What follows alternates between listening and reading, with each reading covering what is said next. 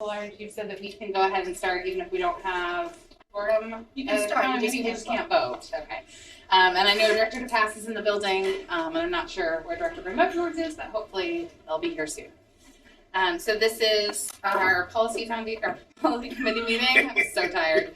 I'm Ailey Lowry. I'm the chair of the committee. Gary, you want to introduce yourself? I am Gary Hollins. I am a committee member.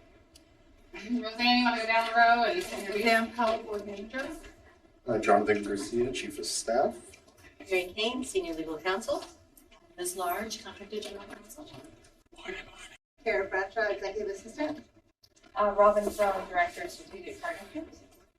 And the man behind the curtain, Terry Proctor. Proctor Communications Department. Making it all run for us. Julia, do you want to introduce yourself? Julia Edwards, board member and committee member. So we had some public feedback asking us to move public comment forward so that folks could speak before we as a board had our discussions. We did that for this meeting. We've also now gotten public comment that 4 o'clock isn't a great time for people to speak and that they preferred it when it was later towards the end of the meeting. So again, one of those times when we try to be responsive and it doesn't always work for everybody. So we're going to try this today, see how it goes. So Ms. Bradshaw, what public comment do we have today? We have Lana Keene. Lana, are you here today? Everything is virtual. Everyone's virtual. And Right. Lana should be in the. Yes, I'm here. Lana's here. Lana, we're going to have you start by saying your name and spelling your last name for the record, and then you'll have 2 minutes. And then when the timer goes off, I'm going to ask you to end your comments. Okay, do you want me to start a video or does it matter? It'd be great if we could see you, but if you're not comfortable with that, that's okay too. We can look at the black square. No, I'll do it. Hi, I'm Lana Keene, Keane, she, her. Thanks for having me. My children go to Llewellyn Elementary School, and I am here on behalf of the foundation. I am the chair of the foundation at Llewellyn. When my middle daughter started kindergarten at Llewellyn, her class was 29 students with one very disruptive child in the mix. And as a former public school teacher myself, I knew that what made the most impact in the classroom was class sizes and adult to student ratio.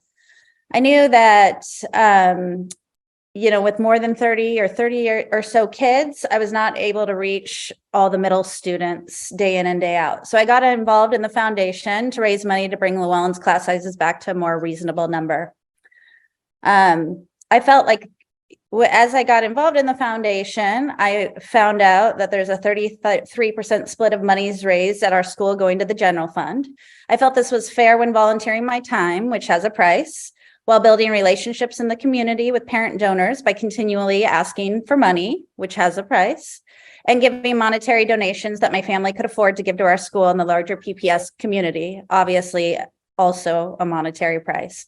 I do realize this entitlement, as I hope each and every one of you can also acknowledge your entitlement as we all sit in this position to continually debate this issue. I no longer, with the proposal of a 50% split, see my efforts worthy of my time, donations, and relationships. You keep saying that people should support the Fund for PPS as a whole, but I think they already can.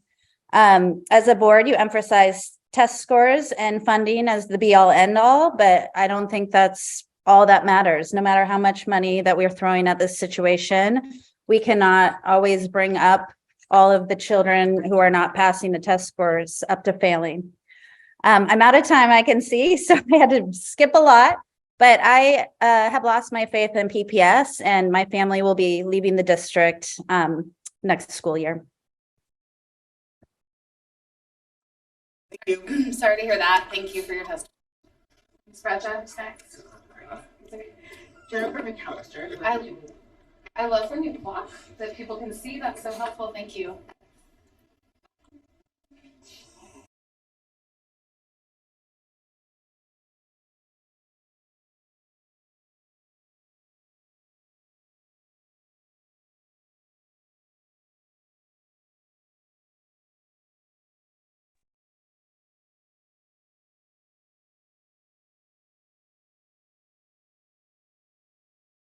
Hi, as you get started, we invite you. Can you hear me? Yes, and Okay. can you hear me? Yes. So to get started, Okay. say your name and spell your last name for the record. Yeah. And then you'll have 2 minutes to speak. Okay. All right. Hello, my name is Jenny McClister, MCCLISTER. My pronouns are she and her. I am testifying today to oppose any effort to abolish the PPS Foundation model. Oregon public schools are severely underfunded, as we all know. But the discrepancy between the amount the public schools need and that they receive is important to keep in mind. No, it is critical to keep in mind when considering any changes to other funding sources. For the 2021-23 biennium, the state's quality education model for the state said the state should allocate $11.2 billion to K-12 education. The legislature only appropriated 9.3, 83% of the recommended amount. And it gets worse. The model is now calling for 11.9, and Governor Kotek's proposed 9.9 billion for K-12 education barely keeps the funding at the meager 83% allocated. Exacerbating this underfunding for PPS is the end of federal pandemic funding and the anticipated continued decline in enrollment, resulting in even less money from federal and state governments. This is an emergency. This is not a test. You, the PPS board, should be in triage mode, working on areas of high influence towards your responsibility of ensuring that every student has opportunities to thrive and experience success. And yet you have become myopically focused on one source of voluntary outside funding, foundation funds, funding which makes up at best 1% of PPS funding, but which are doing some real good in the system, as you have heard evidence of. So what's the issue with this 1%? The majority of it is raised by and goes to schools with lower numbers of historically underserved students. But presently, 1/3 goes to other schools, most of which have higher numbers of historically underserved students. Moreover, you have heard evidence that this funding may actually go away if it is changed, as the prior person just said. Is it perfect? Far from it. But I challenge the board to build a better solution and demonstrate its effectiveness and practicality before abolishing the additive system currently in place. Our children depend on it. Thank you. Thank you. Ms. Bradshaw? Yes, Lonnie Ingram.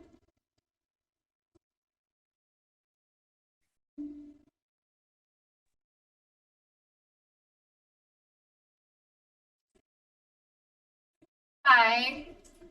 Hello, can you see Okay. me? Yes, we can see you and we can hear you. And as you begin today, if you would say your name and spell your last name for the record, and then you'll have about 2 minutes to give your testimony. Awesome. My name is Lonnie Ingram, INGRAM. My pronouns are she, her. I'm a mom to 3 students at Reiki Elementary. We moved to Portland from Texas in 2021 in search of a community and state that share our commitment to social justice. As firm believers in the fundamental importance of public education in our society, we enrolled our kids at Reiki. What we found was an incredible community of parents, teachers, and staff struggling under the weight of severe underfunding. Rather than put our kids in private school, like almost all the other parents on our block, we rolled up our sleeves and got to work. My wife, Donna, decided to forgo returning to her career in nonprofit fundraising and instead channeled her considerable talents and energy into volunteering at Reiki in the classroom, with the PTA, and as the head of our foundation. We saw this not only as an opportunity to help our school, but as a way to work in support of the district's efforts to correct historic inequities via its racial educational equity policy. So we were excited that our work would have a direct impact on underserved students in our community via the Parent Fund. You can imagine then our shock and disappointment to discover that only 12% of the $1 million distributed by the Parent Fund in fiscal year 21 was actually spent by the schools receiving grants. In fact, only half of the schools receiving grants spent any of the money at all. This is not a new problem. By extrapolating backward, we found that at least 39% of fiscal year 20 grants were not spent. We raised this issue with y'all directly. The few of y'all that bothered to respond expressed indifference or pointed the finger at the fund, as though y'all bear no responsibility for ensuring that the funds y'all require us to divert to the Parent Fund have their intended impact. Y'all's appalling indifference to whether this money you are taking from our schools is actually put to use is a slap in the face of our generous donors and the dedicated parent volunteers who put in thousands of hours raising that money. What makes me truly furious, however, are the underserved students who won't benefit from our hard work because y'all can't be bothered to do the bare minimum to steward this program. Now you'll have the audacity to ask for even more of our donors' generous gifts to languish in the bank and maybe be spent someday. As the trans mom of a non-binary child in 2023, I can think of any number of causes more deserving of my family's support. Y'all should be ashamed. Thank you for your testimony. Thank you. Next. Melissa Ryan. Yes, hello. Thank you. Can you hear me? Yes, you'll Okay. have 2 minutes to speak, and we ask that you say your name and spell your last name for the record as you begin. Thank you. Melissa Ryan, R-Y-A-N. I'm a parent of a PPS middle schooler, and I'm also a volunteer for the Smart Reading Program at Crescent Elementary School.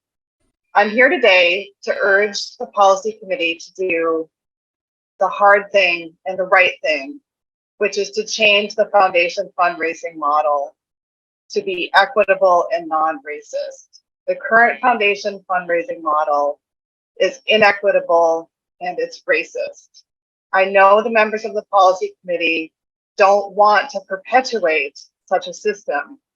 I also understand how difficult it is to say no to the privileged parents who are here asking you to be able to support only the children at their own school first and foremost.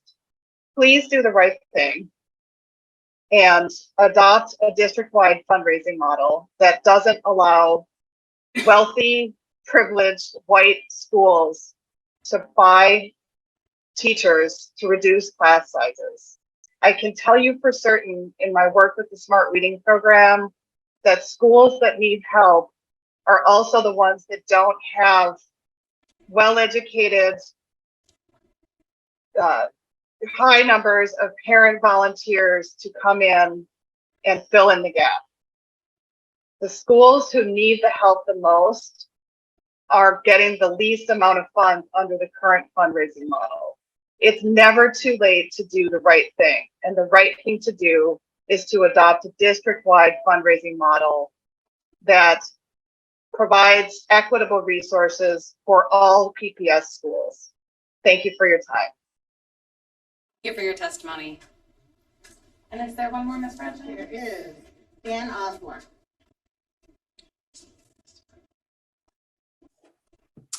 Hello, my name is Dan Osborne, O-Z-B-O-R-N-E, he, him. I'm a former elementary school teacher and first-generation college student. My mother was a freshman dropout, and my father is illiterate. I myself am father to 2 non-native English-speaking children and husband to a first-generation immigrant who for years worked multiple jobs on a minimum wage due to her undocumented status. I'm here tonight because I love my children and want the best for them, just like we want the best for every one of our children in the PPS learning community. Our family moved to Portland for the dream of our children receiving a dual language education. My daughter's in 3rd grade this year. She's had 6 principals during her time at Richmond Elementary. During this time, I volunteered as room rep, PTA vice president, and co-president of the Richmond School Foundation. During this time, our school has received the lowest per student funding in the district. We have lost 2 full-time teachers and will lose 3 more next year. We are losing our assistant principal. Our classrooms will have 30 students at each grade level 1 through 5. To the best of my knowledge, our school has not had curriculum consultants or specialists of any kind. The only aides or assistants have been provided by the community donations. The district does not even provide translation services for our Japanese-speaking families. Our school population is over 50% minority enrollment, is experiencing falling test scores, and we're being labeled as racist and entitled. Richmond is the largest elementary school in PPS and the largest and oldest DLI program. It is my understanding Superintendent Guerrero recently visited our school and only then learned about our unique DLI model, where a student spends half the day with a Japanese-speaking teacher and then move to an English-only classroom. For years, our community has fundraised to keep this model alive, despite fluctuating enrollment and dwindling district fundraising. Last year, we raised $300 per student and used those funds to pay for the salary of a first-year teacher, part-time assistant, and part-time office secretary, 2 of whom are Japanese American. I implore you to take the time to meet with every community you represent before making changes to the fundraising model. Take the time to understand how a 50-50 model will affect fundraising, because it will. Take the time to understand how schools are currently using the money and hear the needs and wants of our entire PPS community. Our Richmond School PTA voted to grant 30% of all funds raised to support equity measures across the district. Our community is proud of the equity work we contribute to the foundation, and we're doing everything we can to support our school, our teachers, our community, and our children. We are not the elitist, racist boogeyman that we've made out to be. Thank you for your time. Thank you. Thank you. Our committee will now look at the draft policy before us about the foundations. I know that, you know, we heard in the 5 public testimonies that we heard today a huge range of emotion. I think people are very passionate about this issue. When I came on the school board, one of the things that a former school board member told me was that, you know, people care so deeply not just about their own children, which they do, but about children in our community as a whole. And I think all of the folks who are showing up and giving testimony and providing us with resources, sending us emails, care deeply. I think one of the things Andrew said at the last policy meeting was that there is a lot of, in that emotion sometimes, there is quite a bit of unkindness. And I think, you know, I think the gentleman at the end there talking about, you know, that the racist, elitist comments or comments that have gone the other way as well. I think, I've been wondering this as my time on the school board winds down, how do we stay in a place where we're curious about what other people are thinking and feeling? How do we stay in a place where instead of judgment, we show up wanting to learn and trying to do better together for our kids? And I think when we care deeply, sometimes we lose that piece of curiosity and that piece of wanting to understand. And so I think this policy is one that has brought a lot of emotions to the surface, and I know a lot of people have worked really hard in sharing their perspectives with the board on this. So we've got a draft policy that was built on the responses that we all gave to the matrix last time. If y'all remember, we had a bunch of different options, including, it wasn't on the sheet, but we verbally talked about ending the foundations and putting it all to a district-wide foundation and ask people what they thought for each of the 5 areas. And then this policy came out of that. And now it's time for us as the committee to look at it, to make any edits or changes. What'll happen is we'll discuss it today. It'll go back to staff as needed, and then it'll come before us for a vote next meeting. Hopefully we'll then pass it to the full board. The full board will do a first reading. It'll be in a 21-day comment period. And then again, the board can pull it for edits and revisions at any time during that time. And then we would vote on it as a full board. The goal is to get this done before July 1, which is the beginning of the fiscal year for fundraising. If we don't get this finished before July 1, then no changes will take effect for the 23-24 fundraising cycle. And so there is some urgency that if we want to, I think everyone has agreed there needs to be reform. So if we want to do that, then we need to move on this. If we decide it's not the right thing and we need to hold and wait, then that's an option we can explore as well. But just a reminder that there is somewhat of a time urgency here. Liz, would you like, or Jonathan, would you like to begin? Sorry. I just want to say something. This goes to your point about, you know, everyone's emotions, you know, are on either side. And I think one of the ways that we, you know, try to overcome those issues is when we have to call it out, right? You know, we have to call out, you know, when someone says a statement, this is not a racist issue. This is not a race issue as far as, you know, one group of parents wants to do right by their kids versus another parent who wants to do right by their kids. And so when we use comments like, well, it's a racist and all this stuff, I think that's where we get the issue that we're having. It's not racist for a parent to want to do right by their kids. That's not a racist issue. It's no different from me wanting to do right by my kids and sending my kids to private schools than any other parent who has the means to want to send their kids to private schools. You know, so I think we have to call that stuff out, right? It's not a racist thing because someone wants to do right by their kids, you know. And when we're talking about equity, right, you know, we have to really define what equity really means. And I had a conversation with some folks yesterday or day before yesterday about this. And, you know, we're talking about this as an equity disbursement, that's 33%, but that's not equity. Equity is if we were getting 70% to go to underfunded schools and 30%, that's equity. So let's call it what it really is. It's not equity, and I'm just saying it's a gift that parents give to help offset some other financial arrangements that could be happening at other schools, right? So I think we really got to start calling stuff out for what it is. Yes, there are privileged families that are able to do more for their kids in their kids' school. That's not a bad thing, period. Whether we want to make it feel like it's a bad thing or not, it's not a bad thing for folks to do what they feel is best for their kids. I think once we start getting on that level that everybody, the ones that want to end the foundation stuff to the ones that want to keep it the way it is, all their goal is to do best for their kids, right? Everyone wants to do best for kids. So when we start putting and throwing out stuff like racist this and, well-to-do over here and this, then we start really dividing ourselves as opposed to really coming together and solve a solvable problem, right? If the groups that want to keep the piece the way it is, the ones that don't want to come together, I think we can actually solve a problem versus this back and forth, the you versus them or this school versus that school. It's not about that. It's everybody wants to, I feel everybody in their heart wants to do what's best for their kids, and it's not a crime to do it. If I have the money like I did to send my kids to school, I'm sending them to the school that I want to send them to, and I don't give a damn about what anybody else says. Period. Right? Good. And you're not going to make me feel guilty. You're not going to make me feel any sort of way because of what I'm doing for my kids. Because if everyone had the opportunity, everybody would do what they feel the best for their kids, regardless if the money wasn't an issue. Now, with that said, we have to recognize there is, one of the reasons why I got on the board is to be able to give all kids opportunities that my kids was able to have. That was one of the reasons why I got on the board. I wanted to make sure that every kid gets the opportunity to get exposure, to get the best education, to be able to see and do things that's going to make them a better human when they get older. Everybody wants that. So I think we just have to really look at the narrative and stop with the divisiveness of them versus they or they versus us, and really start looking at we, as a whole community. So I'll just leave it at that.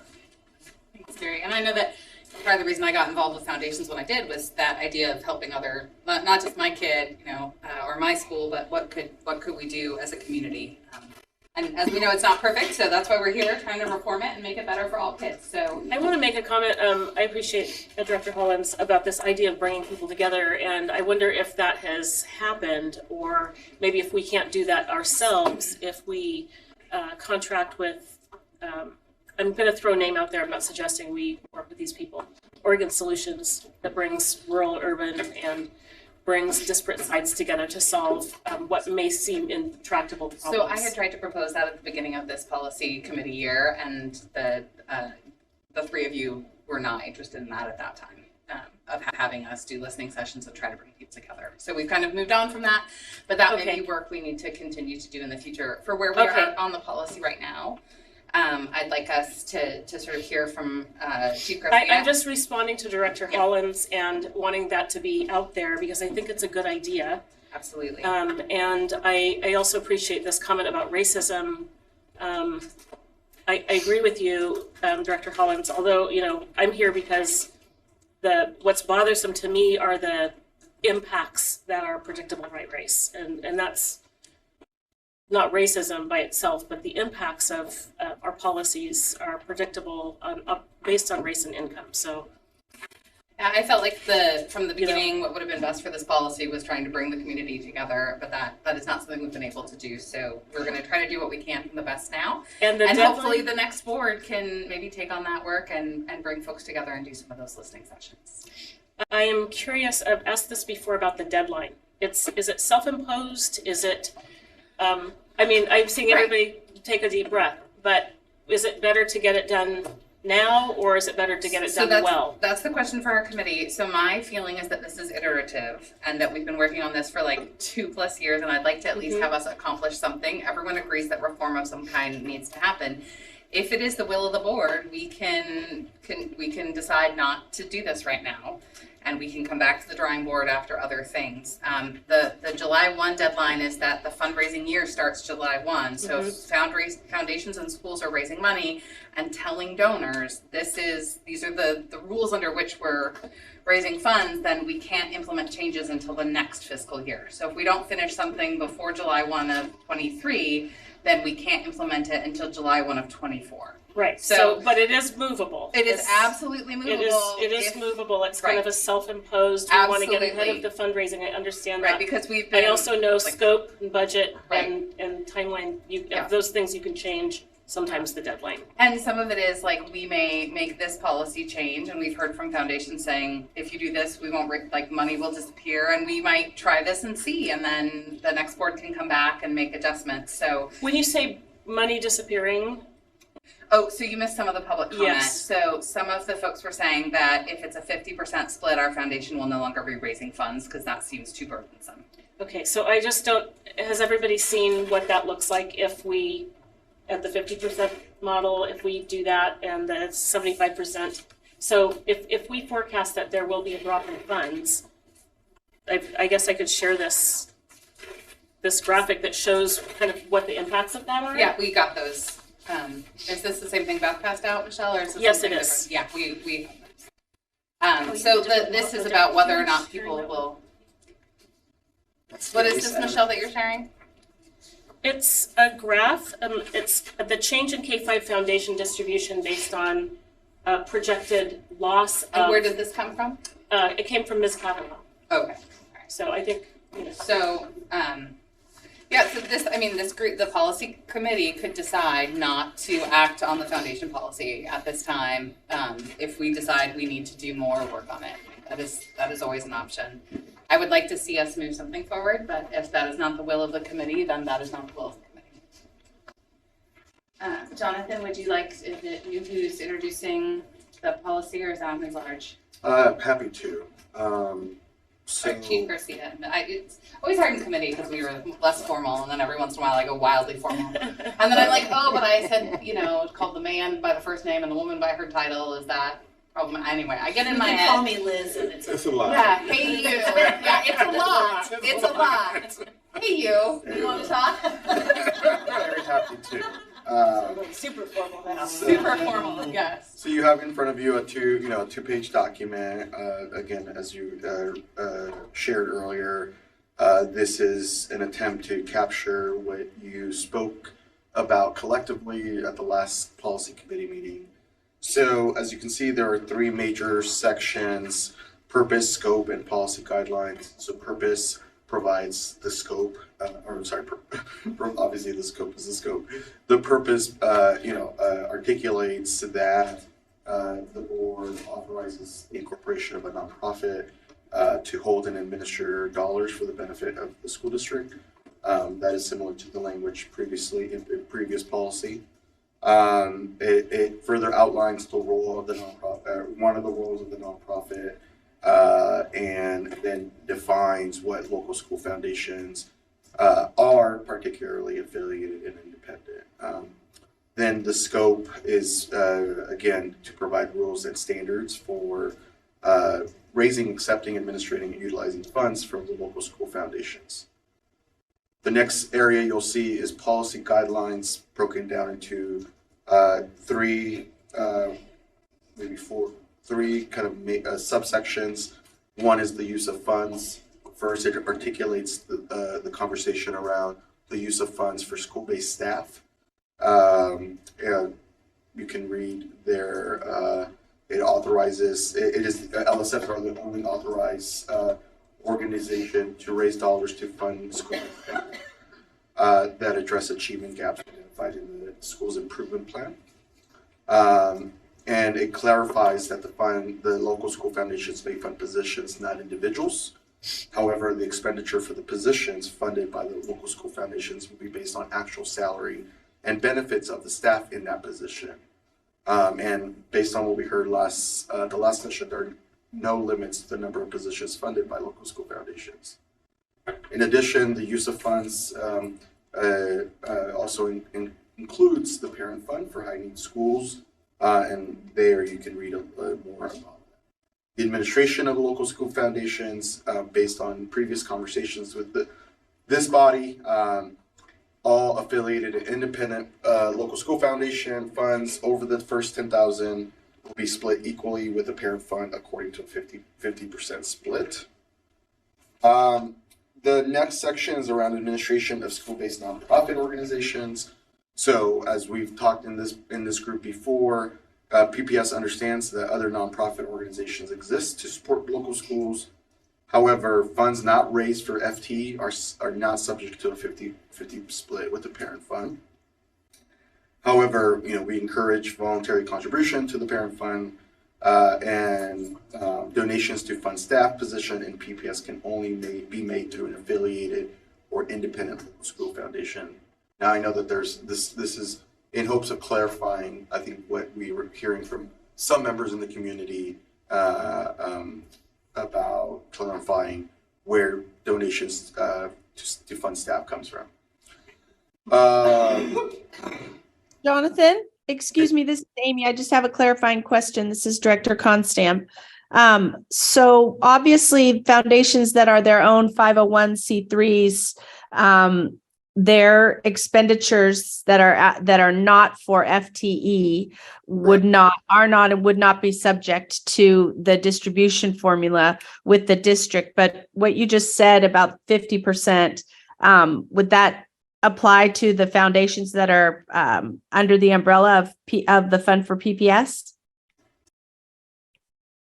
So again, I want to clarify that foundations that are under our umbrella of PPS, would expenditures that they make that are not for FTE be subject to any distribution formula? No. Okay, that was what I thought. I just wanted to make that clear. We can hold questions till we get to the end of the policy review. Hold further questions until we get to the end. Go ahead. The last couple pieces around timing of the contributions. Again, this is a standard practice that we've recently implemented as staff, but codifying it in policy language is fine.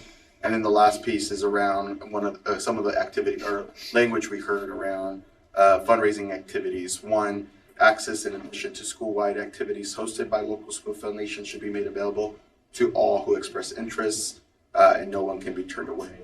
And then donations to LSF should not benefit any donor for preferential treatment, such as a premium parking spot or locker, classroom, or teacher preferences. Which is not currently happening, is that correct? Well, Or is it auction, like there are items? no limits on auction items at the current time. So people could continue to auction those off. Okay. At the current time. Yeah. So what I'm gonna ask the folks that are on the policy committee, what questions do you have? Do we want to go down the row, or does someone have something they want to start with? I just want to thank staff for taking all of our comments at the last meeting and trying to put those into policy language. I know that was a big task, and thank you for that.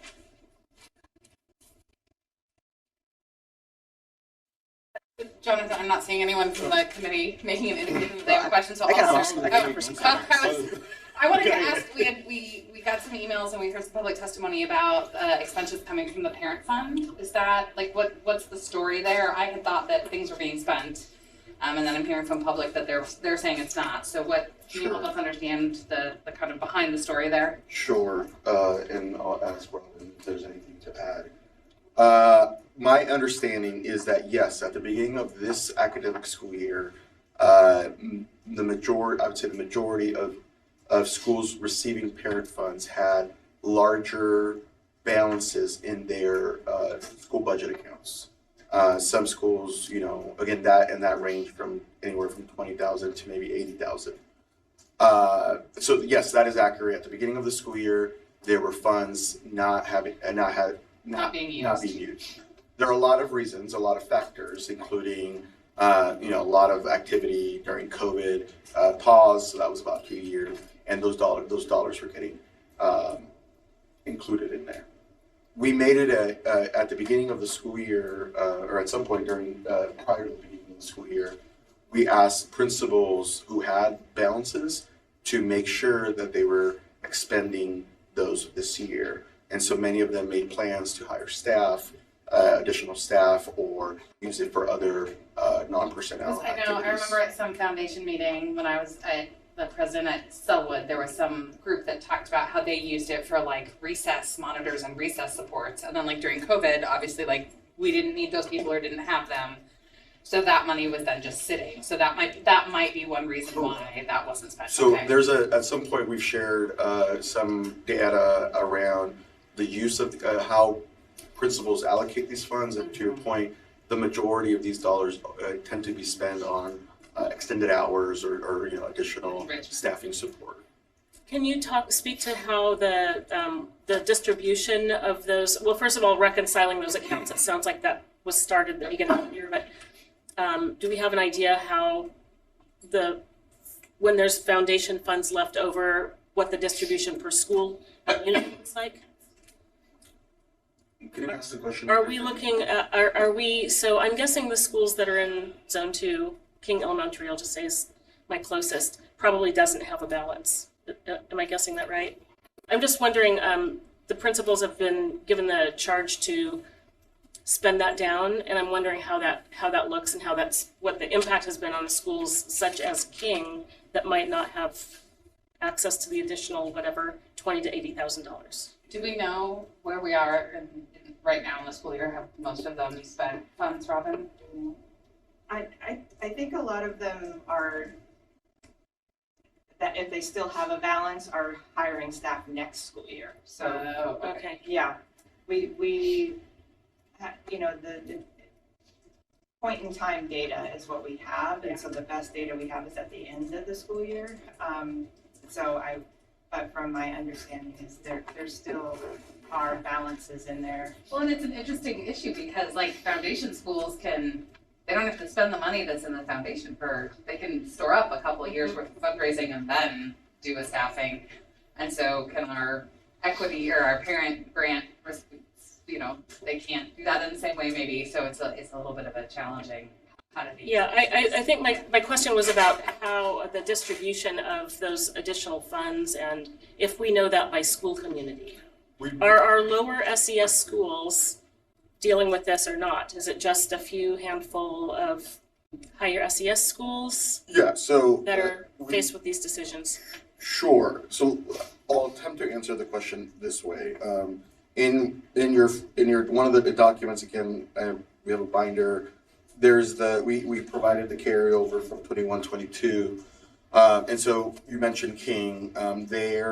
They had a balance of $26,000 again at the beginning of the 21-22 school year, or at the end of the 21-22 school year. Plus, they received $10,000 in parent fund award for this school year, so they had a total coming into the school year at $36,000. We will follow up with you to see how. Because again, these live in the principal's budget, and so what we can do is pull up kind of a up-to-date record of expenditure around those. That'd be so great. We can get that to you. And I know that principals are often like just being sometimes in those meetings of them trying to figure out like, okay, we're going to spend this on this, and then we're going to use these monies for this thing, and then something shifts, and so it can be very fluid. Okay, so I saw questions down here. Let's start with Director Hollins, so we'll go to Director Brim-Edwards and then Director DePass. So Director Hollins, what comments or questions did you have about the policy before us?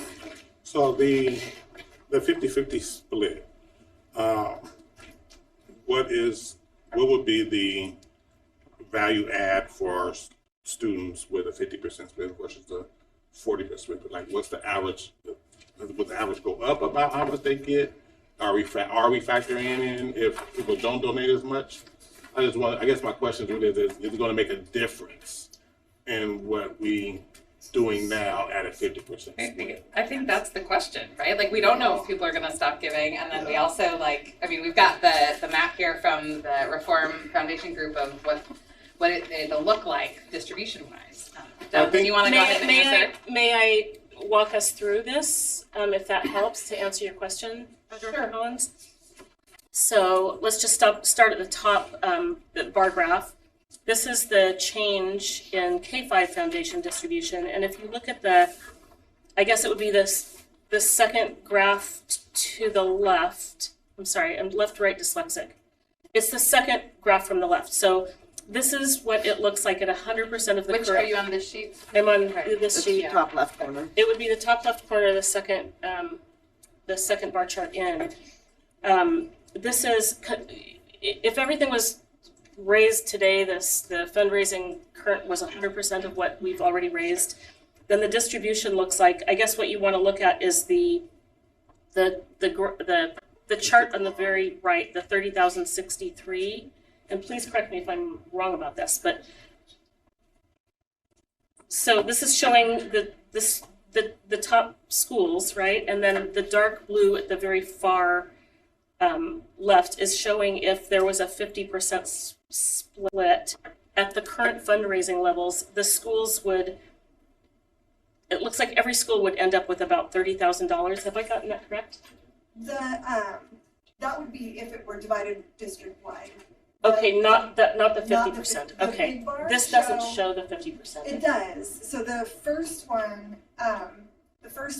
showed the large bars are what those top 5 K-5 fundraising schools would receive under a 50% split, whereas the furthest left graph shows what they get now. So let's just talk about Dunaway. Dunaway would get 185 under the current and 73 under the 50%. No, so I'm sorry. There's a lot going on here. The package that I gave has a kind of simplified version. The very next bar over, so the one on the far left shows current distribution. The very next one shows what it would look like if we changed from the 33% current model to a 50% what's proposed in the draft policy. Okay. If fundraising overall remained steady at 100% of what we raised last year. And then as you move over that, the 75% and the 50% indicated there shows the overall fundraising rate. So if... And then I see the proposal there at the bottom. Okay. It's a projection of it going down from 100% of the fundraising currently to 75% and then to 50% if it drops off at that rate. The top 5 fundraising schools, and then it also shows what the corresponding grant allocation would be under the draft proposal for 50% contribution to the PPS parent fund. Thank you for And that. this is predicated on fundraising staying the same if the distribution model. Amy, I know you don't have this sheet, Amy. I'll take a picture and send it to you, but it has, so it's if fundraising stays the same as it is this year, the allocation would be 20,000. Oh, thank you for throwing that up there, Kara. Nice. So you've got that, and I'll send it to you, Amy, so you have it as well to look at. But that answers that question, Gary, is if we get 50% of the fundraising we've got this year, that'll be the far right graph. This is the proposal of 50% contributions. But was it 50% of the fundraising, or because that's shown here, or is it 50% distribution? Because those are two. It's 50%. It's the 50% that would go to the fund. That got raised. That was 50% split. And then here's what other questions do you have, Director? Right, if this goes down. So I was having a conversation with some folks as well, and one of the things that kind of mentioned was that, you know, we, with the allocation from the ESSER funds that we're doing this year, there's got about $8 million that's giving all schools close over $100,000 theme piece, right? So, in having those conversations, a couple things came up. One, if we look at whatever we do, whether it's 50% or whether it's getting rid of it or whatever it may be, this year they will still have at least $100,000 to be able to principally able to do what they need to do for what they really need to do with their students, right? Is there, and this is going back to and the money that's being raised right now in 22-23 will be used in the 23-24 school year, won't be affected by these rules. So foundations be 24-25. Right. So foundations raise money like in 23-24 to use in 24-25. So whatever we do now will be 24-25. Would affect fundraising, and it'll affect 23-24 fundraising. Correct. And would affect 24-25 school year. Gotcha. Okay. So I guess one of the things, and this is going to kind of going back to what you said before, I guess at the beginning, as far as bringing everyone together, you know, if two things came up at the conversation. One was doing like a reverse pie model. For instance, if we did the first 100,000 at 50%, the next 100,000 at 33%, that came up as an option. And Andrew proposed that at the last policy committee meeting as well, yeah. So that could be an option. But I guess more than that is we have a year to really pull folks together, like you mentioned before, right? We have a whole year to try to, hey, let's pull, people who's for it and against it together to see how can we come up with a plan. So that way we don't have to deal with this. And I'm just really frustrated because that's what I tried to do this year and what I brought before this committee and was resoundingly rejected. We can watch the tape. So it's just. I changed my mind. I'm sorry. I'm sorry. I think it's okay to change our minds. And that's what I mean. I didn't have full comprehension of all of this, but I do now. I'm getting it now. And so I am in agreement with that. But I think, we should do that. I think that we need to bring everyone together because everyone cares about our kids and to really go over how to solve this issue. So does this committee then want to, do we want to keep going forward on this or is this something we want to delay? I personally, I would like to see this get done in my time on the board since we've been working on this for 3 years, at least a step. But if it is the will of this committee that you want more time, we can do that. I think we can do. My thing is, I think we can do both.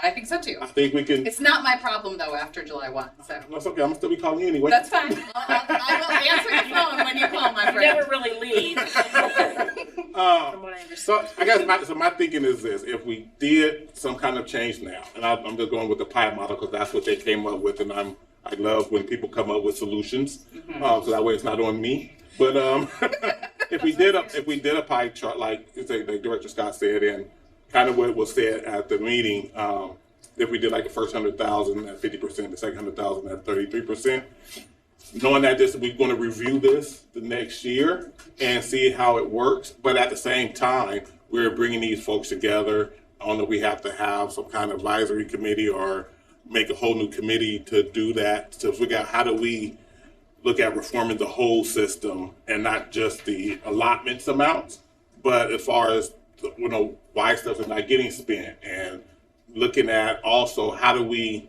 do this as a whole, I always have big ideas about stuff. We could do a big fundraiser at the Motor Center. Maybe some of the Blazers come out and do an exhibition game for us or something, but you should be the board liaison to the fund, because that's a good But I'm place. just saying, I think we could do that. I think this is solvable. So that'd be my suggestion. And to be fair, I think Andrew said he got the pie model from somebody else. A parent proposed it to him, and then he did say that in the last meeting. I'd be in favor if we as a committee decided to do the pie model that 50% for the first 100. 30 for the second or whatever, the tapering off, if that's what we decide to do. I'm having a hard time envisioning a pie, and I'm seeing instead of a triangle, it's a tiered system. It's got strata. Yeah. What does that look like? Pie? I know what a pie is. We had pie on Tuesday.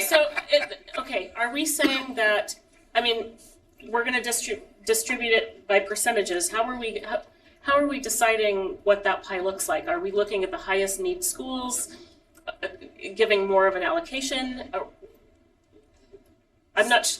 So that the fund is the body that does the granting. Right. So we would say, okay, foundations, the first $100,000 you raise, we're going to take 50%.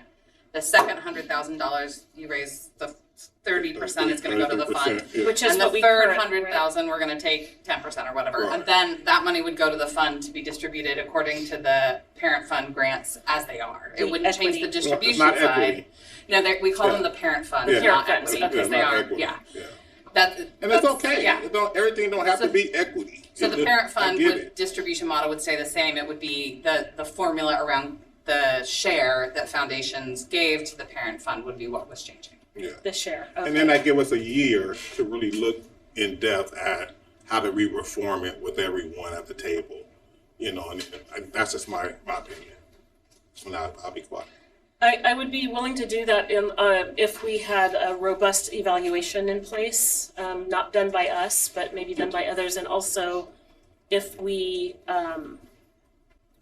because maybe our expertise isn't in bringing people together, and we haven't been successful at, doing those convenings where we would have meaningful conversation to move change, that we consider working with a third party that has experience in managing and facilitating difficult conversation around intractable problems to the end of solutions that work for both parties, or I should say all parties. Gary, did you have further questions? No, Okay, that's Director it. From Edwards. Yeah. So when I look at this, instead of looking at like equal, like dividing, like how we divide up the pie, I'm interested in that on a per capita basis, everybody has access to the same pie, same amount of pie, whether it's money raised from parent funds or provided by the district. And I feel really strongly about that because this money is different than money that's raised for, you know, baseball hats or trips or whatever. This is like actually for staff, usually in a classroom, which we know makes a difference to our students. So from when I look at this, you know, I think last year or this upcoming year, part of the brilliance is we have extra funds, and I feel it's less of a you're taking from me, from my kids, and giving it somewhere else, and it's still not equitable. And having an allocation from the district to some extent made things more equitable, so that schools in equal positions, that schools that were in similar positions could get discretionary school staff. So to me, it's like there's a big piece missing, because I think the district's going to have to be the equalizer, because I don't know that you can't ratchet up the money so high that you eventually get enough money. And you know, a year and a half ago, I proposed something in there that there'd be a budget allocation, and there was the whole you can't tell of one board what a future board to do about a budget. But to me, that's it doesn't work otherwise, because there's just no way that a small group of schools are going to raise enough money that everybody then gets the same amount of staff. So it seems like the district's role in this is being sort of the equalizer. The equation, like I say, there was some beauty to what happened this year, because I look at the class size staffing ratios, and to me it looks like principals that maybe in the past didn't have any discretionary staff were able to make some changes so that you don't see any big, really, with a few exceptions, you don't see large class sizes.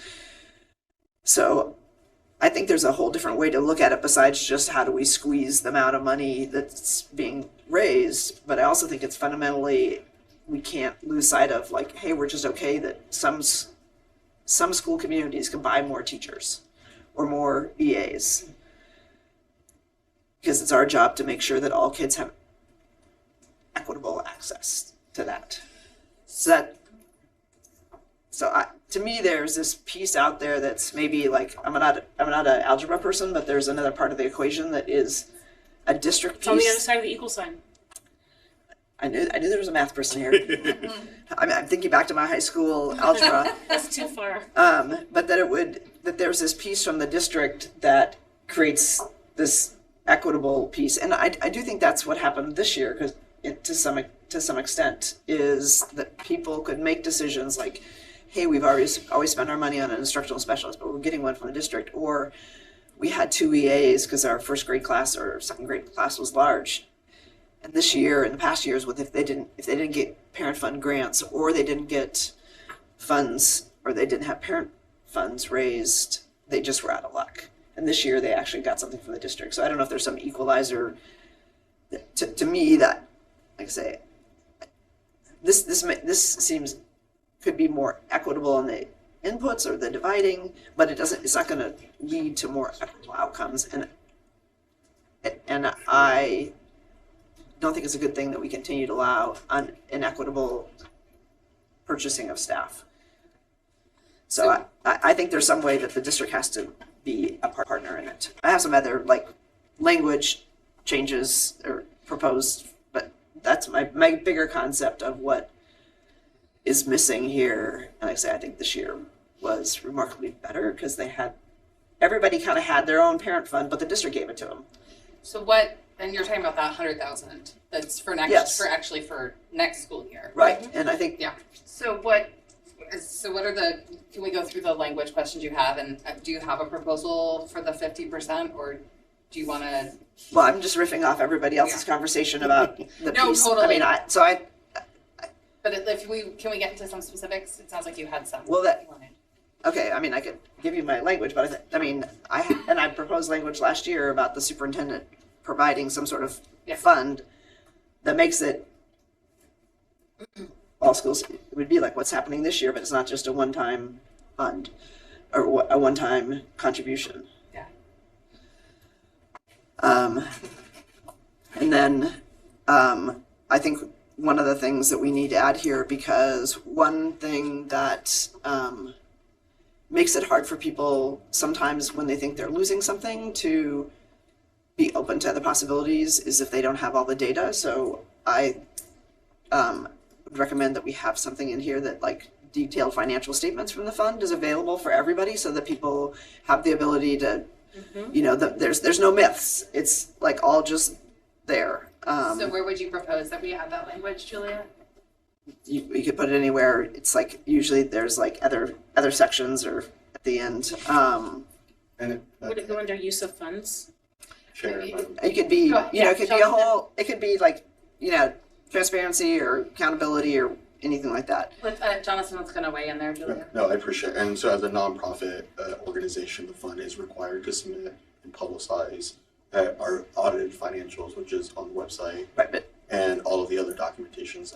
So except for this is a nonprofit that the board is directing funds into. So I think we can also put some standards in. Like I say, I think that just dispels a lot of people's, thinking about what's happening and just makes it all transparent. And I don't see any reason why we wouldn't do that because. Yeah, I think just want to clarify that we are being transparent. I think I agree. I hear what you're saying, and I agree. I'm not trying to say you're not transparent. I'm just saying there's not a place where you can like waiting for a 990 or the level of detail in the 990 is not going to answer ongoing questions during the budget cycle. So it seems like just having real-time detailed financial statements that anybody can see.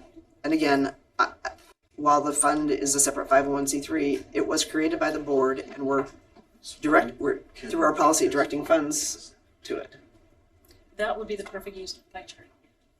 Well, I think one of the questions as we think about, the PPS fund is very, very, I don't know, run by shoestring, or like, how do we also think about how do we, if we're thinking about having listening sessions, if we're thinking about asking more from the fund, which is fine, how do we then make sure we're adequately funding the staff to do that? But those are separate questions. But I do think we can put in here that financial information from the fund is publicly available, and add that language. So then I also had a question about organizations. On the second page, there's the sentence that starts, if any nonprofit organization raises money, blah, blah, blah. The second sentence says, organizations must provide clear information to potential donors on all the intended uses of funds raised. I'm thinking, having been in schools and raised money, like stuff comes up, or there's a decision to make changes. What does that mean? Like clear information at the beginning of the year, like this is what we're raising money for, and then you can't change it? So sometimes, I'm guessing this is what this is going to. I'll just speak from my own experience, and then maybe you can answer, Jonathan. Sometimes schools play fast and loose with the rules, and there may be a fundraising event over here, and then the money goes from one organization to the other without necessarily donor awareness. Is that? So that would be something different. That would be for organizations must provide clear information to potential donors about what entity the funds are going to. This is like the intended uses. Right. Well, the intended uses for staffing rather than Chromebooks. Is that what it means?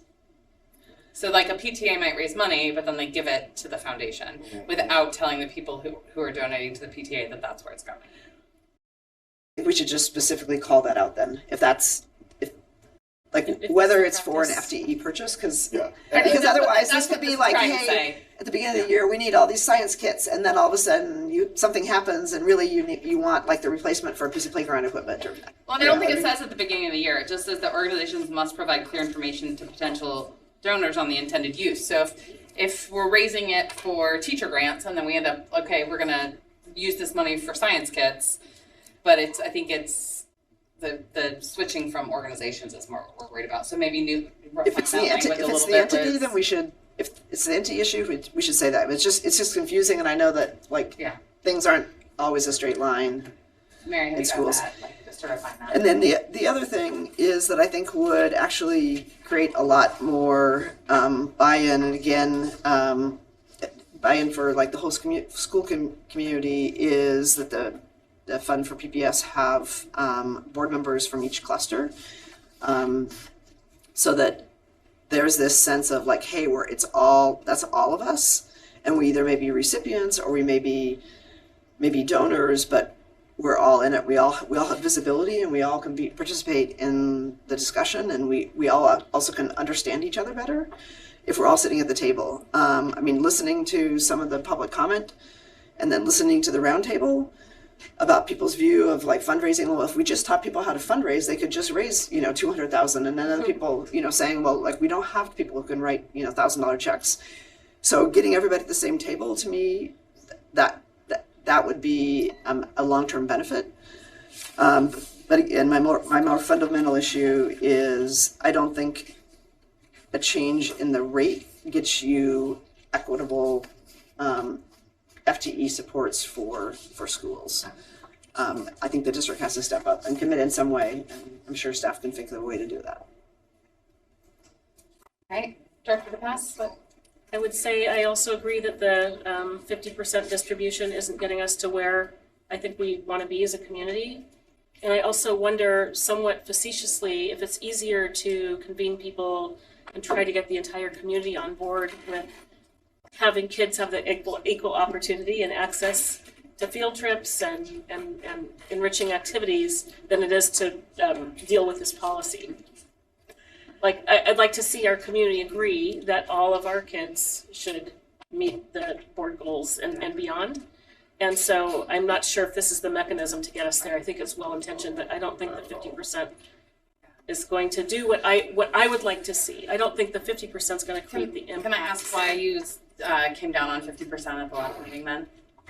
On 50%? Oh, because I didn't see the last column that had the school-wide. I kept saying that over and over again at the last meeting. I'm sorry, I'm challenged. Okay. And Julia, I also you can change my mind. Absolutely. Julia, So- you also came down at the 50% at the last meeting, and I'm just curious about that as well.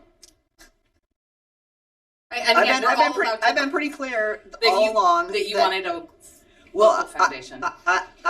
What I would like is every school to be able to have good equitable amounts, and if we want to keep parent foundations, then my which seems like the board wants that, then my support will be that the district then provides resources to the other schools that can't fundraise to be able to buy the same amount of staff. I was going to say, are you willing so we have kind of two proposals with sort of three proposals on the table about the distribution or the share piece. One is 50%. One is the inverted pie triangle magic of Director Hollins and parents. No, that wasn't me. That was Jeremy. Jeremy, who yeah. made that suggestion. And then we've got the idea of this doesn't go far enough. So what I'm wondering is to get this out of committee, what is it we want to say to staff to direct them forward? Would you, Director Grimm-Edwards and Director DePass, would you vote this out of committee at 50%? Or is that a non-starter for you? Because if we can't get 3 votes out of committee, then we can't take it to the full board. Now, you can vote it out of committee and still vote no when it comes to the full board, right? Just that doesn't behold you to saying, you might say, I have a different perspective. I don't think we have the board votes for it. So I want it to go to the full board to have the discussion, right? So I just want to be clear, because you vote yes on it here doesn't mean you have to vote yes on it as the full board. I'm just trying as the policy chair to make something happen and trying to make sure we're working on something that has legs rather than something that won't ever make it out of committee. It just sounds like we're so far off. Well, I just got a couple things to say. So what I hear is we're trying to get equitable solutions out of a pie that's never going to be an equitable pie. So I think we need to make sure that, what I hear Director Brim Edwards is saying is you talk more about equalization. And that's a different conversation than equitable, right? So if you're talking about the district, on an equitable basis, not on a. But if you're talking about, the district make up the same amount that another school gets to be able to buy their own FTE, that's more of, to me, it sounds like more an equalization model versus an equity model. The equity model, like the equity funding model that we have for our district, that's an equitable model where you have, more money going to schools that's underserved versus schools that are not underserved. But this model, Gary, this is not equitable. Well, yeah, but it's never going to be equitable. So that's like, hold on. But I'm saying me saying this. This is never going to be equitable. That's like me saying, okay, Julia, you give me 70% of your income. That's equitable because my income is not where yours is. You'd be surprised now. No, I'm just saying though, like if we're talking about equitable, that's equitable. And if I'm donating to my school, I'm not going to, for my kids, even though I know other kids in the school will benefit, I'm not going to want 70% of my money going to another school because this is my money. This is not the district money. This is not, I work for this money. I'm not suggesting it. But I'm just saying, I think we need to really think about when we talk about equitable versus equalization. I'm not talking about equalization. I'm talking about if you have two schools that have similar demographics, say they both have students that have students of color or free and reduced lunch students, they have the same number. One has a foundation and is able to buy staff, and the other one doesn't. Is that there be some equitable, because the students, why would the students be treated equally if not be treated equally if they're the same? Why would they? And I'm not disagreeing with you, but you're talking about equalization, not equitable. Okay, and I'm saying, okay, but if you then had a school with 10%, they would be less. They would get less. No, I'm not disagreeing with you. I'm disagreeing with you somewhat. But what I'm saying is that, if I'm giving to a school, why should I be equitable with my dollars for my kids in my school? I'm saying the district is putting. Right, so you mean, so I guess my question is, with the equitable model that we're already using, isn't the district already being equitable? Well, no, because then we put an inequitable thing on top of it. That's the problem. That's the piece. It's The like mechanism. we It's have an equity formula, and then what we overlay on top of it is, here are these schools that can then purchase additional staff.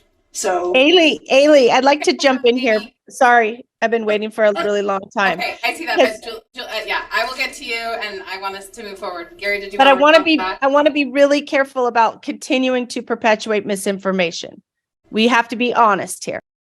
So wait 1 second. So Amy, give me 1 second, Gary. Amy, what is there a specific? I mean, what I said was this is 1%. So as we're talking about, I can say yes. Okay, Amy, what was the misinformation that you wanted to address?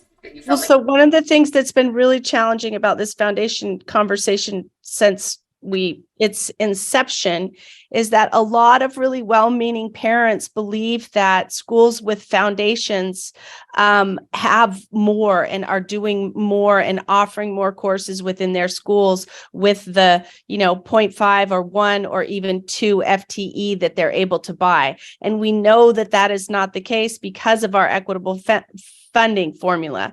And so when we look at even schools with foundations, we know that they do not have extra, but those foundation dollars are being applied to supplement the district funding formula, which I completely support, but they still end up having the lowest student to teacher or the highest student to teacher ratios in the whole district. Right. So and we see a difference in outcomes, right? That's the difference, right? When we talk about those dollars amount when we use an equitable funding, and I looked up like the 17 schools that the last group, when we're talking about the outcome for those equitable funding models, it's different. It's not about the dollars, it's about the outcomes. And I think we mix up the conversation when we say, okay, well, they're not getting the same amount.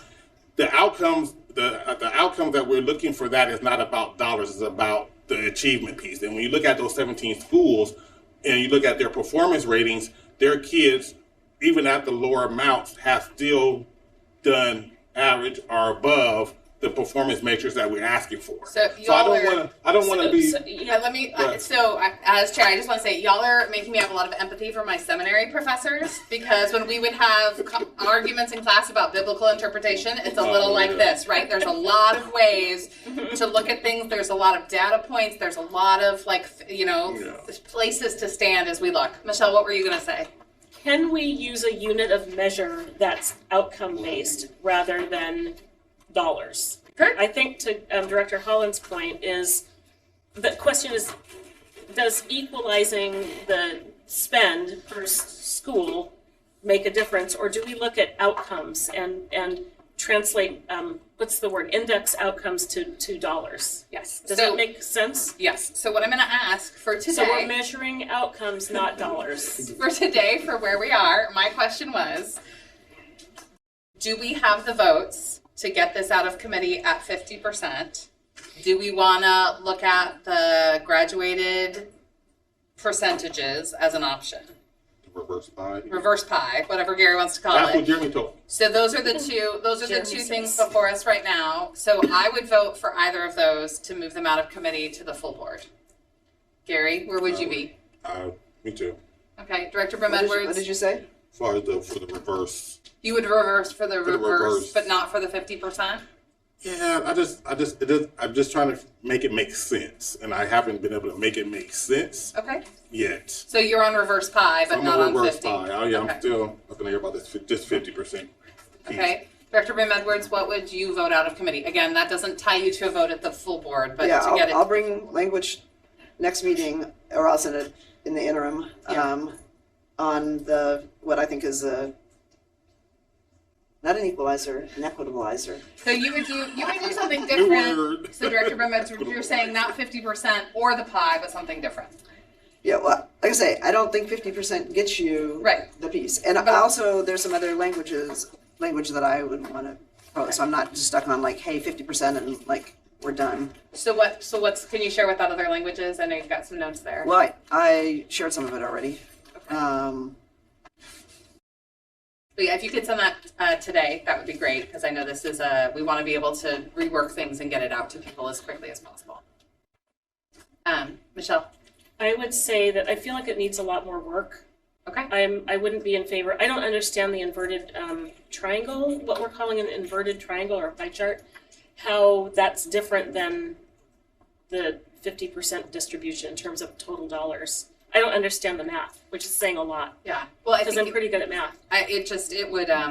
So yeah. I mean, I understand the formula. Yeah. I don't understand what that results in, and so I feel like it needs some work. I think I think the results is going to be minimal regardless. But I think it for me it solves two things. One is that you're still able to incentivize the donors that we have to continue donating, and then two, and all this is, for me, wraps around this piece that Ailey said earlier on, that all this one is temporary, and till we get everybody together, none of this stuff will work if we're not getting everybody together to come up with a solution, because if not, we're going to be back here again having the same conversation. Because even at 50%, no one side is still not going to get to where both sides want to be at. Well, and we've had this conversation for several years now, and my attempt last meeting was to get us to sort of say where we were comfortable, so we could come up with a draft policy, and that has not seemed to work based on responses that we're getting today. So I also want to just note that we don't know. It's hard for us, unless we're an economist, to predict people's behavior around fundraising, and I think especially because we had two bank failures this week, that people's tolerance for donating might look different. And so it's really hard for us to predict. Absolutely. And I think we're acting like we can predict what the fundraising is going to be. I don't think it's that hard to predict. If I'm going to give up more of my money to something that I don't want to give it up to, that is not, for me, That's Well, not that's ridiculous. you, yeah. I'm only speaking for me. You're a reasonable I'm candidate. only I can speaking speak as a that- former, but- I can speak as a former professional fundraiser that there's a ton of data to support exactly what Gary's saying, that the more personal direct, the more compelled people are. Okay, Ton of so- data around. So what I'm gonna ask staff to do is I'm gonna ask staff to come back with the inverted pie. I need a lot more clarification on that because I assume it's kind of a multi-tiered tax Yeah. bracket. And that would be complicated for the fund to then, I think for parents and a lot, I mean, so it would be, I would just share publicly complicated, right? Just, it's the idea. So what I'm, to maybe make sure I understand, the idea would be you raise, the first 100,000 that are raised gets taxed at X percentage. The next 200,000 that gets fundraised gets taxed at X percentage. Is that fair? Yeah, from zero, I mean, after the 10,000, from 10,001 up to 110 would be taxed at 50%. From 110 to 210, it would be taxed at 33%. I hate the tax. We, in the Methodist Church, we used shared or apportioned. Donated. Some of our language I was trying to think of something like squeezing that. people. But once again, it's really just a placeholder to really try to really dig into a solution. It's not the end all be all. And then I'm gonna get. And it graduates down? And it graduates down to. Like the percentage that. Yeah, so they raise 300, from 210 to 310, only 10% goes to, the donation gift fund or. I can tell you what happens at 311. Well, and then Talk about predicting. I think some of Yeah, the it's gonna be important like the language Wild in this West. policy is the stuff about auctions and trying to bring in some equitable practices. That was at the end there, so I thought that was helpful. Okay, other things. I mean, I that we need to ask staff to do before our April meeting. I'm sorry. So just, thank you, it's just, I got that 50, 33, 100, 10. I just want to make sure that you're going from high to low versus low to high. Oh, yeah, or the other way around. Yeah, The first, because you could do first 100,000 at 50 or first 100,000 at 10, 10 or no, whatever. first 100,000 at 50, second 100,000 at 33, third 100,000 at 10, and then if they raise more than 500,000, $1 million or whatever, then I don't see this as an equitable issue on this piece because this is not an equitable funding source. It's not like all taxpayers are putting into the kitty. Like every other school district. But these are people, money coming from people's pockets. So but once again, all this is literally to make sure, just a placeholder to bring everybody together, like Director Lowry said at the beginning of this stuff, right? To bring everybody together to really try to hammer out a solution that is going to work best for our kids, all of our kids. All right, Director Constam, I see your hand is up. What would you like to add? Really appreciate this conversation. I just want to I appreciate your suggestion, Director Hollins, of bringing people together to talk about more balanced solutions. But one thing I wanted to bring up that we haven't explicitly talked about in this meeting is all the other sources of funds that come into our schools that are not paying for FTE and that are not redistributed in any way. And so I think it was surprising to me that the information that was shared by a community member was I appreciate, Carrie, you putting it on the screen since we were talking about it. But to imagine that fundraising would stay the same with a different formula is just, there's no basis for that. And not because donors, we've heard loud and clear from people, not because they would be punitive, but because they would direct it away from FTE and toward many, many, many other uses in their school communities that need to be funded, like band uniforms or field trips or paying for field space, for athletics because we don't have equitable resources for athletics school by school. So I just hope that when we do reconvene this conversation, we are willing to look at all the other sources of funds and how they can be part of a conversation about more equitable distribution as well. Okay. So thank you, Director Constant. So Julia, if you don't need to get the language in today, but in the next couple of days, if you can get that in. And then our next policy. But just to be clear, because I want to make sure, because there seems to be some confusion, it is a supplement from the district, not a, it's not a kill the foundation. It's trying to bring in this extra piece like we did this year. Like when I look at the staffing numbers and the class sizes this year, it seems like there's been way more opportunities for schools to address some of the large class sizes and other things with that extra money. So I'm just to be clear that that's my focus is like that at the end of the day, you get a more equitable set of FTEs that go into the buildings. And if some of that's parents fundraise, that's fine.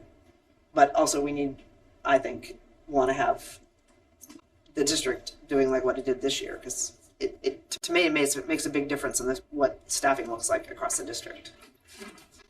So I applaud the superintendent for offering that idea, because that was brilliant. Yeah. So the only direction that we've gotten is around the triangle. No other changes. Correct. And some clarity around the language about the organizational piece. Okay. And then Director Brim Edwards has some suggested language that she will submit that we will all talk to Liz. Okay, so just to be transparent with our Yeah. community, how would that, That's what I'm trying to say.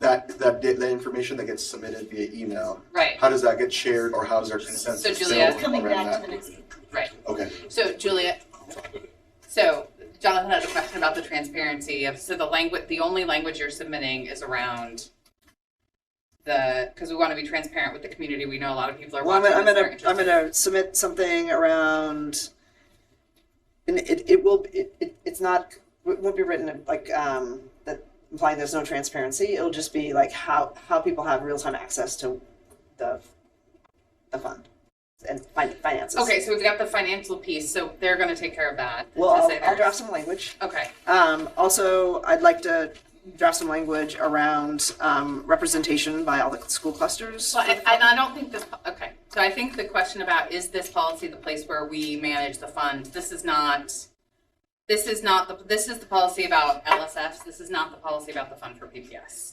So I think we want to stay in our lane on this rather than expand then to bigger conversations about the role PPS has with the fund. So I would be opposed to any language in this policy. That's fine. You can oppose it. I can still offer it. I mean, absolutely. And I say one of the things I did, having sat with this issue now for 6 years, is that there is a lot of misunderstanding about the fund, when money's moving, what people are buying, whether the schools that get grants have spent their money. And to me, what I always have found is like by sharing information, that actually eliminates a lot of conflict and I'm not saying we don't want to have information shared. What I'm saying is I'd like us to do one issue at a time and figure out at least move forward on foundation and the fund can come up in a different policy matter. And I think it's important to clarify that most of that interaction is happening actually on the PPS side. The fund for PPS is the steward of the fundraising dollars, and then that money gets distributed to PPS. It becomes a public dollar, if you will, that gets distributed to schools. So really the schools are the ones that are, and PPS is the one that is managing whether the dollars are being expended. It's like any foundation giving us a grant to a school district or a nonprofit. There's once it's there, the money is in their coffers and they're using it, for those purposes. So I just want to make sure that there's. So I agree. Well, there could be transparency there as well. I mean, I think the representation on the fund, I think, is important, because when people feel like they're not at the table and somebody else is making decisions and there's one parent on the fund that is from a school that has a foundation, it leads people to think like, hey, something's happening. We're not part of that conversation. And so I think it makes... And the fund isn't making any decisions about how schools are expending or using the foundation. So I hear what you're saying, and I want to make sure the community is understanding that the board of the fund does not make any programmatic decisions on how these dollars are raised. And I also just don't think the fund, the makeup of the fund board is not part of this policy. That is another avenue and a different conversation. This is about school-based fundraising, not about the fund for PPS. It seems like we have a policy that talks about the fund and talks about, and is explicit. Before, it's all just been on a piece of paper that hasn't been, that memo from 1997. It seems like we're talking about the fund and we're actually institutionalizing that they're the recipients of the fund. So to me, it seems open, and there can be a disagreement. Michelle, what was I want to be clear. It was a resolution. There's actually board approved resolutions. I'm aware of that, and there was a promise. I just want to make sure that there's a distinction well. between a resolution and a memo. A quick clarifying question about the fund not making programmatic decisions, but rather distribution decisions. Distribution decisions in the sense of amounts we just send schools. We send the checks to the school. Okay, and then the schools are in charge of the programming piece. Yes. So who decides, like last year, that $15,000 went to a particular school? How does that? Who gave the 10,000 to King last year, and how was that decided? You just heard this year that King got 10,000. Yeah. So we work. So the fund works closely with PPS to identify the right percentage or allocation depending on the total amount that is raised. Over the last 4 years or 4 years, it's been, I think, consistent at 15%, 10%, which is based on the allocation for how we distribute, I think. Well, like the fund board decides that. The PPS Parent Fund Awards, correct. So they decide the distribution. Correct. Okay, so we're gonna see where we go from there. And we'll see what happens at the next policy meeting. Never a dull moment. All right, we have about half an hour. Oh, we got more. Yeah, we have more stuff. We got update on religious holidays. Liz, would you be willing to speak to sort of the update here that we're discussing? We've been talking about whether, like, what does it take to put a religious holiday on the calendar? How do we take days off school, and what are the criteria for that if we begin to look more expansively at that?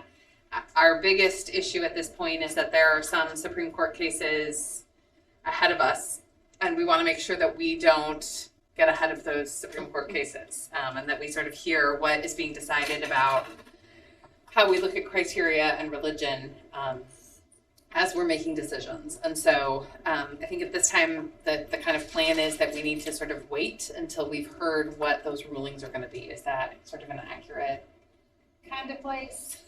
I might pivot a little bit on that. Okay, yeah, go ahead. There are some decisions coming down. I'm not sure there's a decision. Right, but just they may Yeah. relate. I think where we last left, where the committee last left the discussion was where is the community involvement in the next iteration of the conversation?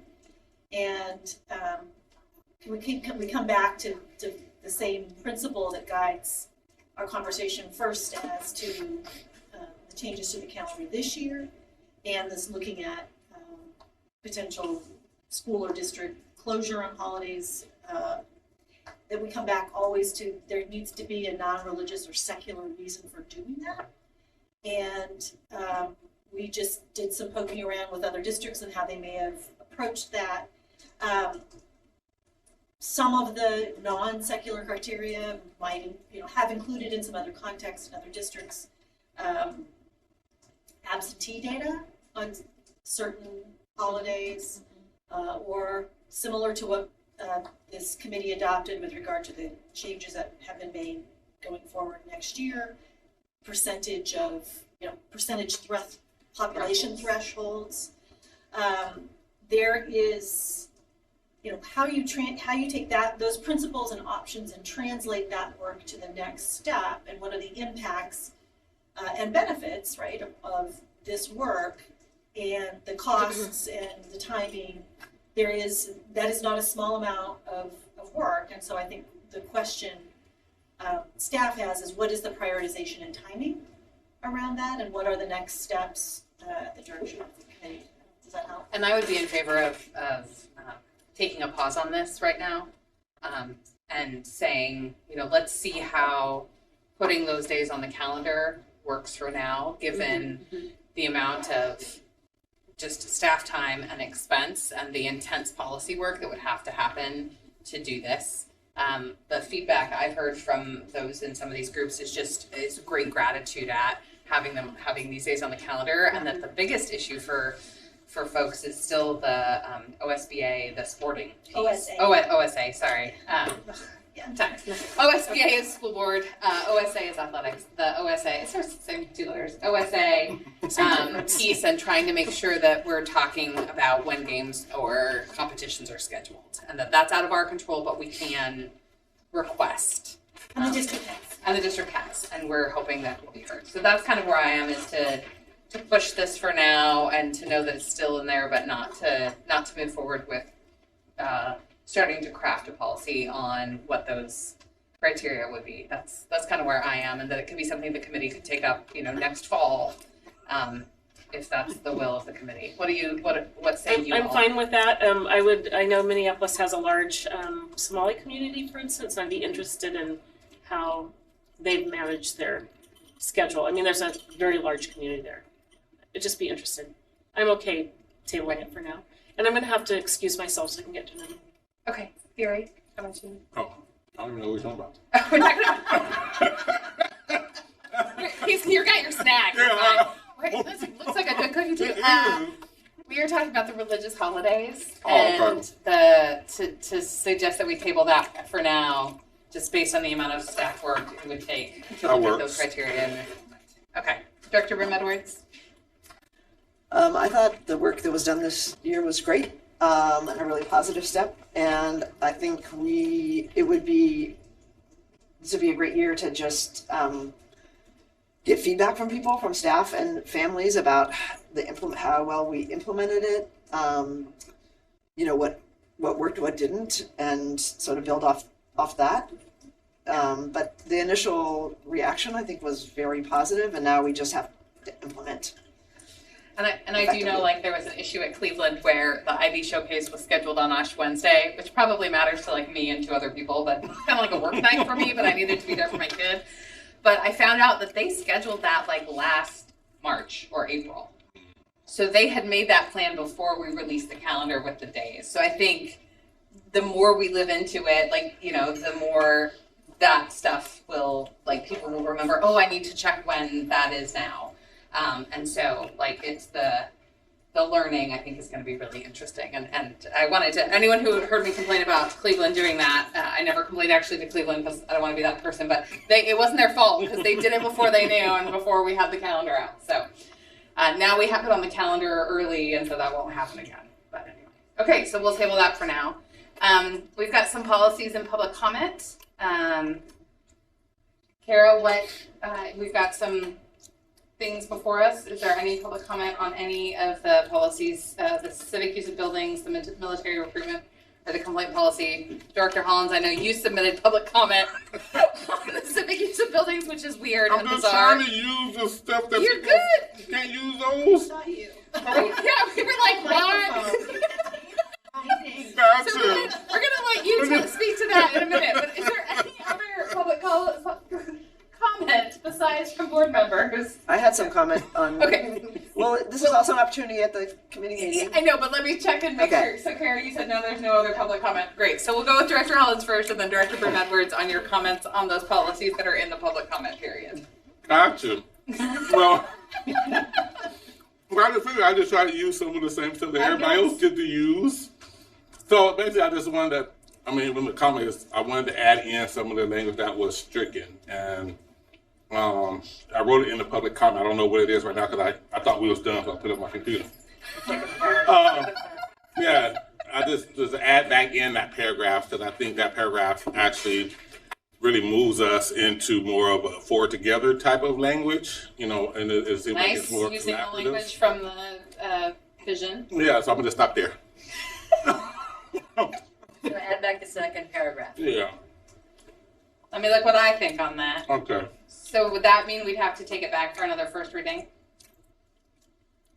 Yes. Okay. Okay. So, okay. All right, so we will need to, so with that, what you're proposing is to return the paragraph that we had already omitted. Yeah. Okay.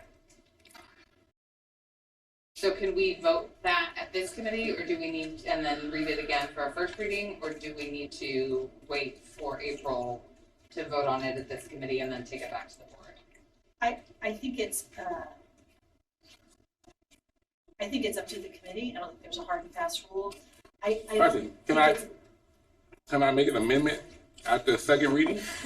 Amendment to No, public. then we'd have to send it back for the 21 day well, comment period, gotcha. right? I'm learning this story. No, it's, yeah, Okay. it takes a while. It's rigid. It's fun. It's fun. We get to have a second first reading. Oh, Lord.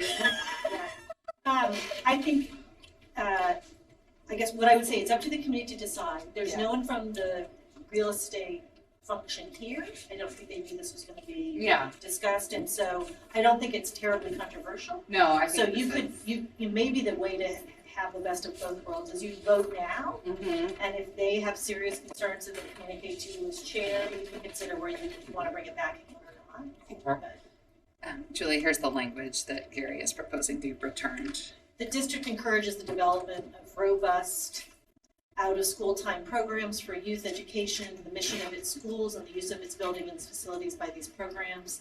Such out-of-school time programs may be offered as a school program or by other organizations and community partners. So I move we add that language back into the CUB policy. Second. Any further discussion? I know that you're a visual learner. Thank you. Appreciate it. Yeah, Hey, 4 years together, I got you, girl. you do indeed. Okay, and no discussion on this. I now call a vote on the addition of this language to the CUB policy. All in favor? All right. Aye. All opposed? The amendment passes 3-0, and so we will take this back for another first reading. With an invitation to staff to raise any Yes, concerns or other absolutely. impacts that Yes. we No, are not thinking we of. don't want that to come back. Yeah, we. I was just paraphrasing. You were doing so great. You did all the credit earlier, and now you're like off a cliff over here. I'm joking. No, I know you're joking. Yes, we are gonna listen. As chair, can we make no? Yes, please have staff input on any unintended consequences or anything to consider. Excellent. Okay, Julia, you had some comments about a policy in public comment. Yes, so the complaint policy. So we've narrowed pretty substantially the types of complaints that will go to appeal to the board. And, you know, I was thinking about it, and it's a more of a wondering whether if you have, if there's like a complaint that relates to like a violation of the law, but that's not a Division 22, like how do those things ever get surfaced to the board if there's never any sort of if those types of things don't come? And that I'm trying to think of the category of things is like, I know we're trying to limit the category of to the most important things, which we've decided is Division 22, but I wouldn't actually say it that way. I would say that there are a number, we're trying to identify that there are a number of types of complaint processes. So those that are appealed to OCR and those that are appealed to ODE, you see those on quarterly board complaints. You what? You see those on quarterly litigation reports from the board, right? So if there's a violation of Title IX and it doesn't come to the board on review, it has a separate defined process by law. It goes to OCR and you receive reports on that. Well, that's another category. That is a non-Division 22. I thought you were talking about non-Division I 22 am. complaints. But So it's a category, and I'm trying to think of things like outside of that. So what are let's come up with some examples, because I think it really matters, because there are so many complaint processes that are defined by state or federal law, and figuring out where and how they go. I think it's an interesting question you raised, but we should talk about specifics. Yeah, and I think about the quarterly report, it's like you have to look through it to find what's new. I mean, it's a little bit of a dig through. It has dates. You Pardon? can look down the date column and see when it was filed. I mean, I do that. We can't control the volume of that report, but there are ways to sort and review it. Yeah. Do we still have in here that we get a report on the complaints, or did that get eliminated? No, it's still in there. But is it like a substantive report, or is it just like broad general categories? It's on formal complaints so that you are aware. It relates, well, two things. But those are going to be so limited now. I mean, Well, we send you the complaint itself, so you can see the body of it. She's talking about non-Division 22 I know, complaints, right. and how she would see those, and those are not in that review. And I'm asking this question mainly as a process, just a continuous process improvement. I mean, it's always good to be able to okay, are we having an uptick in complaints about certain things, even if they don't appeal all the way to the board? Because we've eliminated the appeal. There's been a number of things that have been raised that in the complaint process that I think have led to better process improvements because there was a complaint filed. The question presumes the only way that happens is through board oversight, which is not insignificant, but it also happens through other means. Because I'm okay with having it only be Division 2. I'm not saying that board has to have the oversight, but also more visibility of what sorts of things are coming up from the community.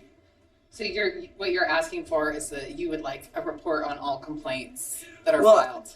I'm trying to, like I say, as having been an active parent, as we narrow what comes to the board, we're going to see a narrower version unless people just decide to file Division 2 complaints. They're broad categories, but it is not everything. You are absolutely correct in your characterization of that. But Division 22 has pretty broad subject matter coverage.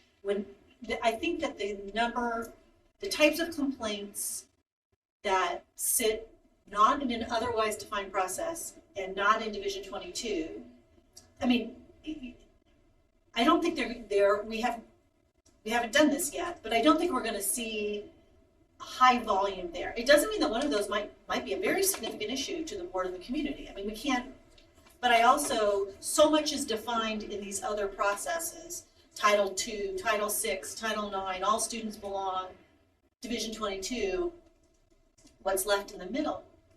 I don't know. And how you have visibility to that, what the volume is, and what the value it brings, I think we don't know yet until we. And we're also attempting. Yeah, I mean, I asked the question because Can we let Mary finish? That's Okay. I just want to say, we're also attempting in many of these, as is reflected in the conflict resolution page, is to try to bring in staff to help so we have a number of liaisons who can help a family who's struggling. So many of the things are sort of specific to their student, and we try to work with them to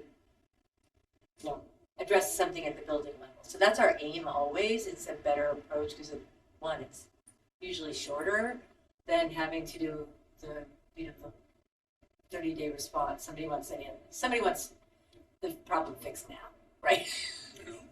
And so that's what we attempt to do. And I don't, I can't tell you offhand how many of those resolve that way, but I know that's always. Yeah, I'm not really thinking about individual complaints. I have an issue with my child. It's more just policy or practices that aren't happening. And again, so we used to have an ombudsman, so we don't have that anymore.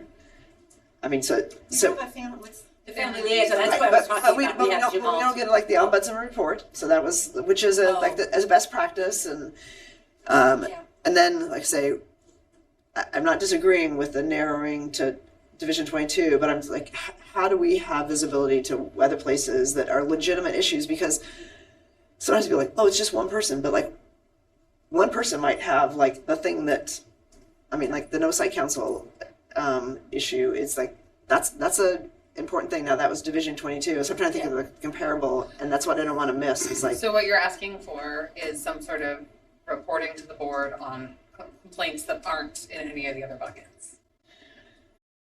I mean, that's something we can ask our family liaison to put together the kinds of. Because I'm trying to just think, interventions like, we do. what we're missing in the like, what is it that's missing from this policy that you're asking for? And that's what I'm hearing you say is reporting to the board on complaints that don't fall into the buckets. right. So or like having it done in a way in which you can see it without, like going through an 18-page document. I mean, well, I don't think like Liz says, like the volume of complaints is the volume of complaints that we have. So is it? So your problem is with the current way we're reporting, or I'm trying to help solve the problem. I don't have a problem because like right now we see it because it actually comes to us, and so right now we're narrowing it to like, I mean, I'll just use like an example, like so Karanja filed. Right. It's fine. But that would be Division 22. Well, no, actually he filed a complaint and the district said this isn't Division 22, and he said, well, they said it's a public records request, and he's like, actually, then I'll rewrite it. Yeah. And I guess it's like, well, maybe if he'd taken just the answer like, hey, it's a public records request, we would have never known that we needed a way more robust process at Harriet Tubman to have. The site council. Okay. So I think the question is, what do we need to change the policy then that's before us? Because we are getting reports of complaints via this policy, right? Division 22. Only Division 22 complaints. So what section is there on the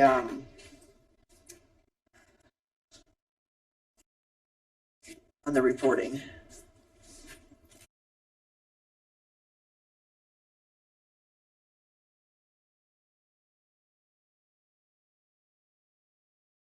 So the one section, there are two places there's reporting. One is on page 2,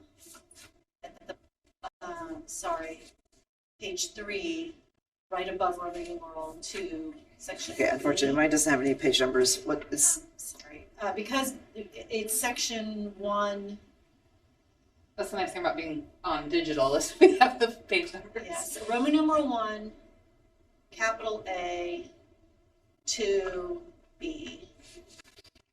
Because Division 22 complaints can be an important indicator of the health of an organization, the superintendent will provide to the board at least annually data on trends, emerging issues, and district responses, as well as assessments of the formal complaint process. Right. Could we add including? Just a second, there's a second reporting section about the board. And here it is, it's in section 4, Roman numeral 4B.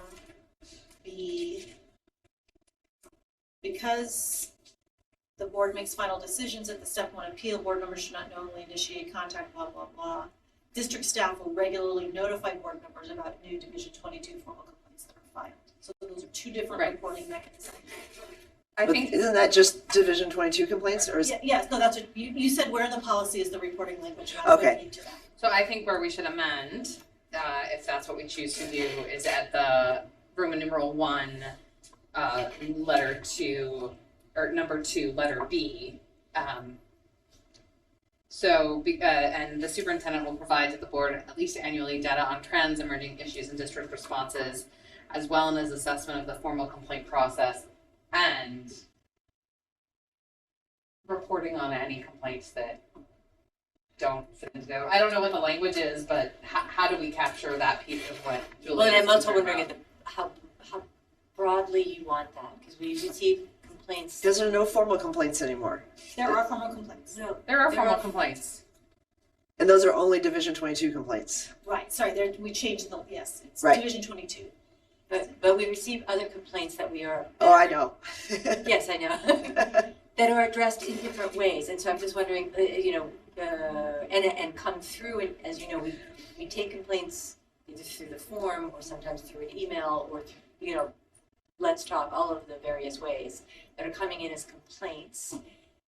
Some of them just remain at the building level, and then others get elevated to central office. And so I'm just in terms of what? I'm trying, let me think if I can think of a subcategory. Complaints that come in on the complaint form Okay. that are not student or schools, that are not student specific. Okay. So, Yeah. so what I would like is for, I think, are you all clear on what Julia, so I think what we need is to have some clarity around like the scope of what Julia is asking for.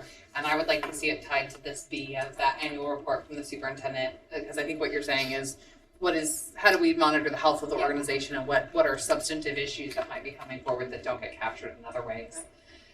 So if we could figure out a way to do that, craft some language and bring that back to the next meeting. So we'll pull this from the 21-day comment period to add that reporting piece in, and then we'll do another first reading after the next policy. Did we get a report last year? You did. Yes. Okay. Anything? Yes, you did, Alex. Yeah. Anything further on this? Yeah, I remember getting that. Who would have sent it to us? Alex. Anything else, Director Grimm Edwards or Director Hollins? I asked. Yes, ma'am. Are we, is it an official moving that language out of the policy, out of the committee or not? No, we're not moving that language out of committee. We are removing the complaint policy and the CUB policy. Like, we're gonna have to do another first reading of it. But they're different issues, because the Right. CUB policy We is voted gonna- out of is committee. gonna go back to the next board meeting. The complaint policy They won't be will come back until, here. the complaint policy will come back here. Yes. But that's not a substantial issue, is it? We're gonna ask staff and we will do another first reading. All Why do right, we- why I'm do gonna we go need ahead to- and adjourn the You mean meeting. substantive language change? Yeah, I'm just, it We doesn't seem. decided it was. Oh, you decided it We was a decided it substantive was. language change. I think it's a very narrow, I'll look at it one more time. But every time we look at that, you can fix a comma or a type, I mean, it is a not like substantive language that is, Aren't doesn't we just change. restoring language that was there before? You're That we changing, had agreed not to. All right, I am adjourning the meeting because we already made that decision and I need to go. But Okay. we will.